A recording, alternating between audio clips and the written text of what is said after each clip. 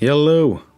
What would karate and kickboxing look like now if it started from the age of 6? Would it look like this? When observing Rico Verhoeven, you might mistake him for a bodybuilder with his jawline, maybe a fitness model, but the world's rank #1 heavyweight kickboxer. It's shocking the man has some moves, but beyond that, his style breaks the narrative of what he actually looks like. How?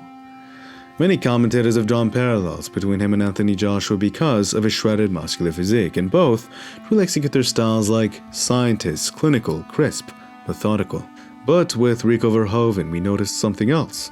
He doesn't look to smash you with power, he doesn't load up a lot of oomph into his shots. Instead, he's all about that consistent pressure. His style revolves around a high work rate, astoundingly remaining clinical throughout. His training regimens emphasize explosiveness, but again, he's not about throwing one punch with maximum power. His style emphasizes 50 punches, all without losing any power. First I do low reps, and then I do a lot of reps. These muscles aren't supposed to be big. They need to be strong. They need to be making the same punch 50 times with the same strength. So not 10 times really hard, no, 50 times on the same strength. Retaining consistent power from beginning to end. This training philosophy has in turn forged a volume combination puncher like Cain Velasquez, a swarmer that applies consistent pressure throughout the course of a bout. Intriguing enough though, Rico has trained at American Kickboxing Academy, the same gym as Cain Velasquez, but now, understanding this style is how Rico Verhoeven breaks the narrative of his physique. He looks like an aesthetic bodybuilder, but he does not gas. He retains consistent work rate throughout the course of his fights. It's important to note though that he himself states that he does not care about big muscles. He does not train his body for that reason. Thus, we must acknowledge his genetic aptitude. Perhaps he has lower levels of myostatin, the chemical inhibitor of muscle growth. The lower your levels are, naturally, the more muscle mass you will retain. With that said, at 6'5", 260 pounds, straight up shredded, the man is a beast who yet remains humble. He does not sit on the laurels of his natural gifts. This is why the man is special. There is no entitlement in his method of fighting. His high-volume style reeks of work ethic, physically and mentally. His mind is constantly thinking about fighting, thinking about how he can one-up his opponents both inside and outside the arena. It is a lifestyle. I wake up with it, I go to bed with it, and when I'm in bed, I'm dreaming about it. For him, the game is not a job. It's a lifestyle that infects both his waking moments and his dreams. That is why, in the sea of sharks, the man stands at the top as a king.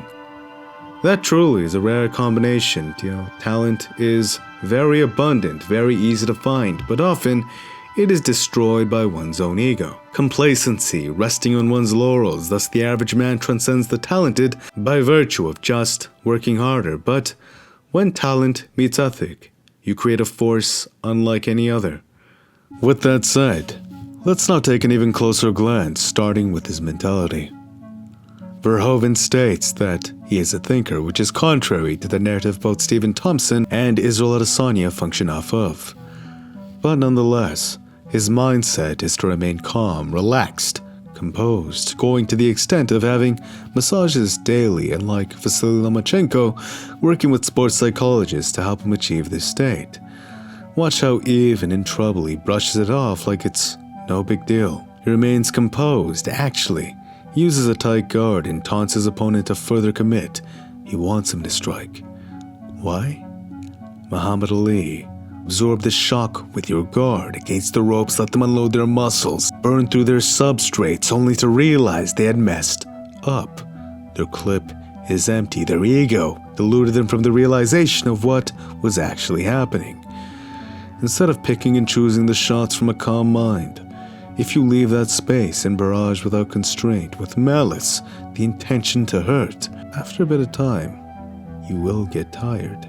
When you are tired, it's almost the same premise as not seeing the punches coming, as you cannot brace for the shot the same way. You might be too tired to do so. This is one way Verhoeven can finish people. He does not swing power. He touches you over and over with volume, forming a respectable pressure by that virtue of his heavyweight status. After all, Everything hurts when you're 260 pounds. It becomes concussive when you don't see or are too exhausted to brace for the shot coming. And even then, if you eat the shot clean, he's 260 pounds. You're concussed. That said, let's go over a few techniques. Here, first observe his stance. Rico Verhoeven's style is heavily centered around a tight guard, one foot pointing at his opponent, one foot pointing out. Watch the foot drag. He keeps his feet close to the ground when moving forward, which mitigates more readable rhythm. If you're very bouncy like Muhammad Ali or your steps are very exaggerated, it might give a readable cue to strike against. Of course, this did work for Ali, perhaps because he was an excellent counter-striker.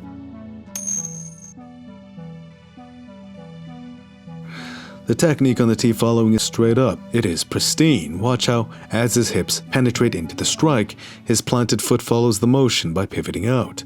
This is what gives Verhoeven oomph, blasting his opponent's back. It's a painful strike, bruising the ribs or bladder, solar plexus, but it functions more as a distancing tool.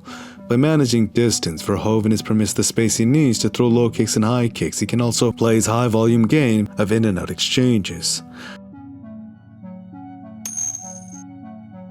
This tip here is more traditional to the Muay Thai style, not pivoting out, but rolling onto the balls of the feet as his hips poke forward. This in turn creates a more linear motion, giving the tip that piercing feel.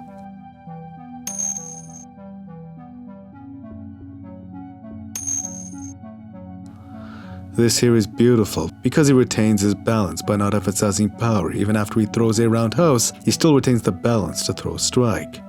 Watch how he turns his hips out as a counterbalance, then beats Gokensaki's signature looping punch with a tighter shot mid-kick.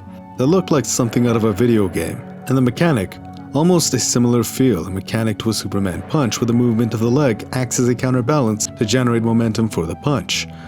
Boom.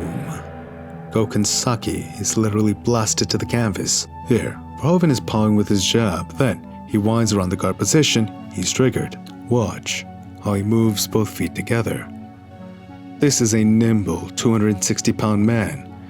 He's not overreaching on his punches, he remains clinical, retaining a balanced position at all times. Moving in with both feet, when he plants this time, he jabs the guard only once. Boom.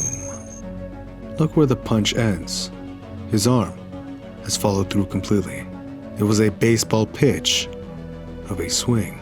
He felt confident in the opportunity to heavily commit, and he did, knocking it out of the park. You don't want to throw too many of these unless you know they will land. After all, it leaves you vulnerable to a counter punch and you expend a lot more energy. Here, with Verhoeven's low kicks, notice how he sets them up. He either touches you with a punch or flinches a feint. This is part of why his low kicks are so effective. It's not that he's thrashing power at them. More so, he's putting them in a position where they do not see the kick coming until, of course, it's too late. Now brace for the shot to their thigh or calf. It can blast them off their footing, leaving them unable to retaliate. Amongst high-level practitioners, it's common to see pulls as part of their arsenal, but as a heavyweight, Verhoeven moves like he's from a lighter weight class. Watch this sequence here. How Rico Verhoeven enters touching Ismail Azar, stimulating his guard. A clinical guard-splitting uppercut follows, effectively using Ismail's reaction against him. Ismail sought to counter, but by a hair. Verhoeven moves out of the space, which in turn leaves the space for his own punch. They both miss. But here, Verhoeven's eyes are locked on. He sees the follow-up, throws one arm down as counterbalance to the pull. The punch rolls over shoulder, whisking air. Again, Verhoeven's eyes are locked on. He sees the load-up. This time, both hands extend as counterbalance. He shifts stance to help him leave the space. Now, what's truly crazy here is not just Verhoeven's reaction and body awareness. Here, in these exchanges, he did not look for an exit to reset his nerves. His mind is like ice. He's still ready to engage in the pocket. From his new southpaw stance, he throws a flicker jab against Ismail Azar's extension, exploiting the fact that Ismail overreached for the punch. Then again, he stimulates guard by showing his right hand. Then, he shows his left, which triggers Ismail to slip. Boom. He fools Ismail Azar by having him move into the liver blow. By no stretch of the imagination can you call Rico Verhoeven merely talented. He possesses a fighting style and fight IQ you were simply not born with. What you are witnessing is a kickboxer who's been following his passion since the age of 6. That is the truth of what we just saw. His ability to make adjustments to remain calm and composed, evading danger, this is a byproduct of a man who brings his work home with him. Beyond that, lets it infect even his dreams. Even based on his muscular retention, he looks as though he should gas from his sheer consistent volume, gas from his ability to move and evade. But he's found a way to overcome even that through technique and work ethic. It's easy to look at a man and brush his greatness off as mere talent. Remember, talent is abundant, and so is ethic, but when those two poles meet, that is when you're witnessing something rare. To that end, thank you, Rico Verhoeven, for this lesson. If you'd like more from me, please subscribe and hit the notifications. Thank you if you did. It truly does mean a lot to me. Smash like button if you enjoyed. It's good karma, and until next time, peace.